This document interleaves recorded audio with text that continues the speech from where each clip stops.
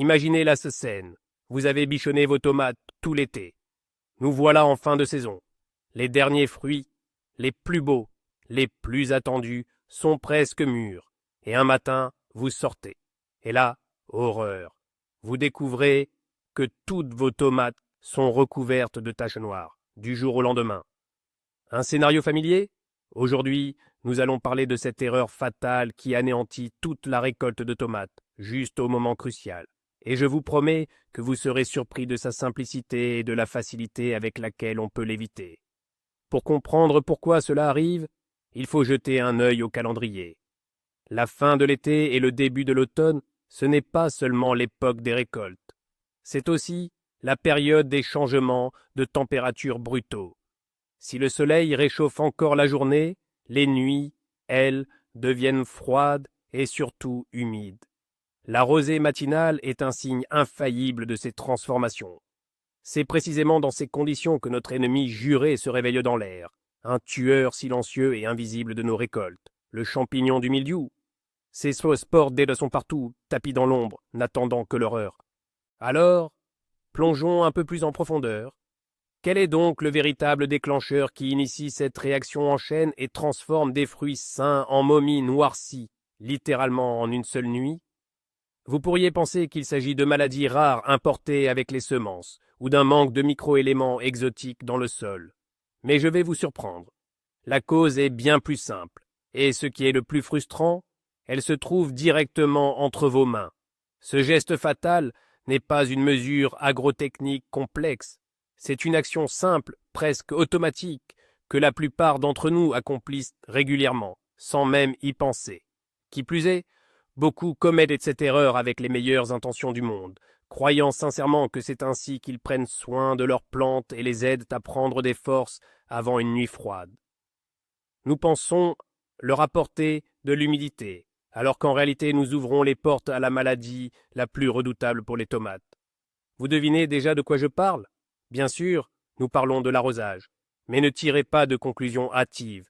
Il ne s'agit pas de l'acte d'arroser en soi, mais de son moment et ce qui est encore plus important, de sa manière.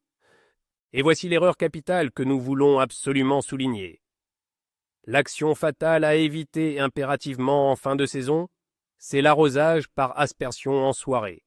En clair, il s'agit d'arroser les feuilles avec une pomme d'arrosoir ou un tuyau une fois le soleil couché.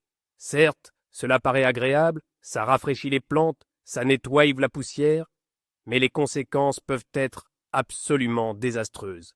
Expliquons pourquoi cette pratique est si périlleuse précisément en août et septembre. En journée, le soleil tape encore fort, réchauffant la terre et les plantes elles-mêmes. Mais dès le coucher du soleil, la température ambiante chute brutalement. Si, à ce moment précis, vous avez généreusement aspergé les feuilles de vos tomates, cette humidité n'aura tout simplement aucune chance de s'évaporer. Elle reste piégée sur les feuilles, les tiges et même sur les jeunes fruits tout au long de la longue nuit fraîche. Et quel est le résultat? Des conditions idéales pour la germination des spores du mildiou. C'est littéralement un paradis pour ce champignon. De la fraîcheur, une humidité à 100% et l'absence d'ultraviolets destructeurs. Vous créez ainsi de vos propres mains l'incubateur parfait pour la maladie, directement sur vos planches de culture. Comment cela se manifeste-t-il concrètement? Imaginons la scène. D'abord, sur les feuilles, principalement les inférieures, apparaissent de petites taches gris brunâtres, à peine visibles, parfois entourées d'une auréole plus claire. Beaucoup n'y prêtent même pas attention, les attribuant à des dommages mécaniques ou à de simples coups de soleil, mais ce n'est que le calme avant la tempête.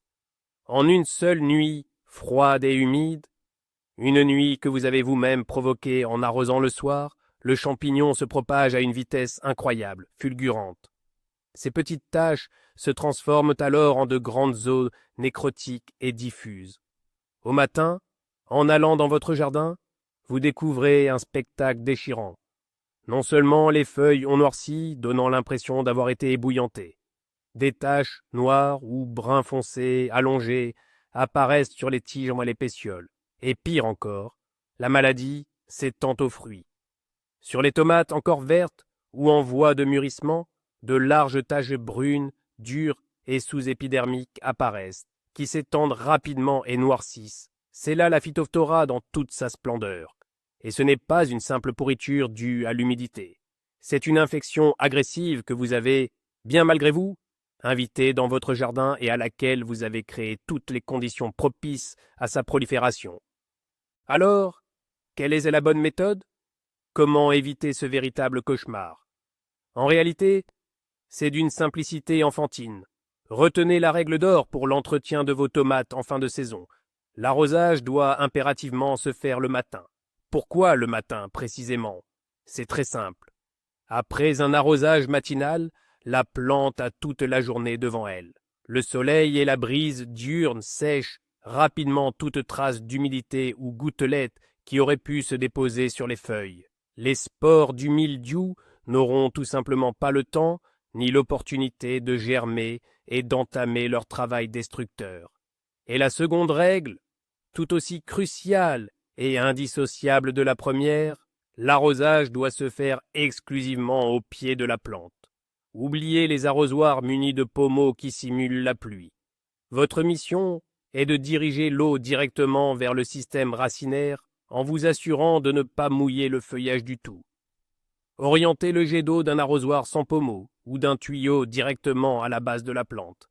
Imaginez que vous donnez à boire à votre plante, plutôt que de lui offrir une douche froide pour la nuit. L'eau est essentielle aux racines, pas aux feuilles. En maintenant le feuillage sec, vous privez le champignon de son élément vital, l'humidité, et par conséquent, de toute chance de survie. L'arrosage du soir sur le feuillage, bien que l'erreur principale, n'est pas la seule à aggraver la situation. D'autres facteurs, agissant de concert, viennent compléter ce tableau. L'un d'eux, ce sont les plantations trop denses. Lorsque les plants de tomates sont trop serrés, formant de véritables jungles, la circulation de l'air est quasiment inexistante entre eux. Les feuilles se touchent constamment, et toute humidité, qu'elle provienne de la rosée ou d'un arrosage mal géré, stagne dans cette masse pendant de longues heures. C'est pourquoi n'hésitez pas, en fin de saison, à prendre votre sécateur. Éclaircissez vos plants. Retirez sans hésiter toutes les feuilles basses, en particulier celles qui touchent le sol ou qui paraissent jaunies et malades. Elles ne jouent plus un rôle majeur dans la photosynthèse, mais constituent une porte d'entrée idéale pour les infections provenant du sol. En les supprimant, vous résolvez deux problèmes à la fois. Vous ouvrez l'accès de l'air et du soleil à la base de la tige et vous éliminez un foyer potentiel de maladie. Le plant doit être bien aéré. Cette action simple réduit considérablement l'humidité générale autour des plants et empêche le mildiou de faire des ravages dans votre potager. Et enfin, un point souvent négligé, mais qui joue un rôle capital dans cette lutte. Ne laissez jamais de mauvaises herbes ou de feuilles coupées tomber au sol sous vos pieds bas de tomates. Beaucoup se disent « laissez-les, c'est du paillis, de la matière organique ». Mais pendant les nuits froides et les rosées abondantes, c'est une véritable bombe à retardement. Toute végétation à la surface du sol, qu'il s'agisse de mauvaises herbes ou de vos propres feuilles coupées, agit comme une éponge. Elle absorbe et retient l'humidité nocturne, créant ainsi un foyer permanent de moiteur juste au niveau des racines des tomates. C'est de là, du sol, que les spores du mildiou, avec les éclaboussures de pluie ou d'arrosage, atteignent les feuilles inférieures et que l'infection démarre. Il est donc primordial de garder les abords de vos plants de tomates impeccables, désherbés régulièrement. Quant aux feuilles coupées et aux gourmands, retirez-les immédiatement du potager et idéalement brûlez-les. Ne les jetez surtout pas au compost, car c'est là que le champignon pourrait parfaitement hiverner. Un sol propre et sec sous les pieds de tomates, c'est une barrière puissante supplémentaire pour protéger votre récolte contre les maladies. Et voici le point le plus crucial, et peut-être le plus révélateur. Le tournant, c'est quand vous réalisez que le mildiou n'apparaît pas par magie. Le plus souvent, sa prolifération explosive est la conséquence directe d'une seule et unique erreur commise au mauvais moment. Une seule nuit, avec des feuilles humides par temps froid, et au matin, vous perdez la récolte que vous avez cultivée pendant 3 mois. Les conséquences sont désastreuses. Les fruits noircis sont irrécupérables. Ils ne mûriront pas et ne se conserveront pas. Il ne vous reste plus qu'à les jeter. Tout votre travail est réduit à néant à cause d'une erreur si facile à éviter. En résumé, le principal ennemi de vos dernières tomates, c'est l'humidité sur les feuilles par une nuit froide. Le moyen le plus simple de lui donner toutes les chances de s'installer est d'arroser les plants sur les feuilles le soir. Et le moyen le plus sûr de sauver votre récolte est d'arroser uniquement le matin et strictement au pied en assurant une bonne ventilation aux plantes. Merci d'avoir regardé cette vidéo jusqu'à la fin. J'espère que ces informations vous aideront à préserver vos dernières tomates, les plus savoureuses, en parfait état. Si la vidéo vous a été utile, merci de mettre un j'aime et de vous abonner à la chaîne pour ne pas manquer nos prochains conseils. Et maintenant, une question pour vous. Avez-vous déjà rencontré ce problème de tomates noircies en une nuit? Partagez votre expérience et pourquoi pas vos astuces pour lutter contre le mildiou dans les commentaires.